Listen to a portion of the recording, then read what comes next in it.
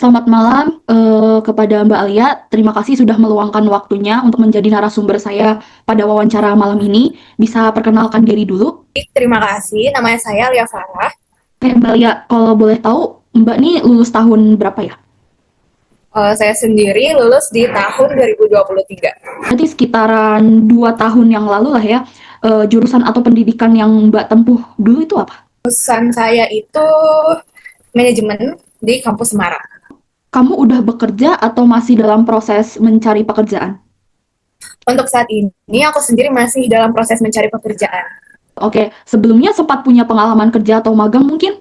Sebelumnya sudah di beberapa tempat saya sudah magang dan bekerja.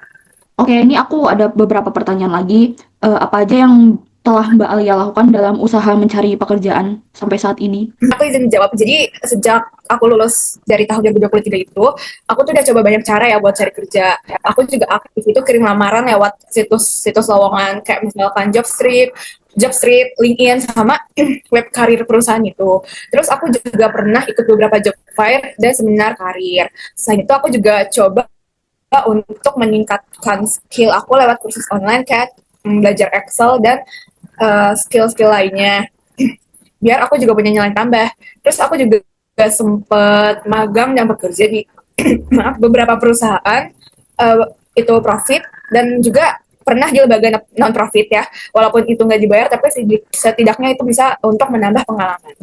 Bagus banget Mbak Alia jawabannya. Nah, tapi ada nggak sih penyebab sehingga Mbak Alia sampai saat ini tuh belum memperoleh pekerjaan? Ya menurut aku sendiri itu banyak ya penyebabnya, tapi salah satunya mungkin karena persaingan kerja sekarang itu tinggi banget. Jadi banyak banget ya sarjana baru untuk tiap tahunnya, tapi uh, lowongan itu masih sedikit. Jadi lowongan yang sesuai sama jurusan atau minat kita itu masih cukup terbatas. Dan bahkan kadang tuh perusahaan tuh juga minta pengalaman kerja, padahal kan kalau kita baru lulus itu kita masih minim ya pengalaman kerjanya.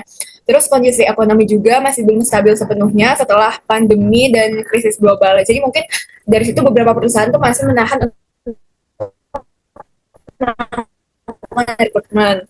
Terus aku cukup berpengaruh ya. Jadi kalau kita nggak punya jaringan yang luas, itu agak susah buat dapat info lowongan yang bagus. Bener banget, koneksi itu emang penting ya.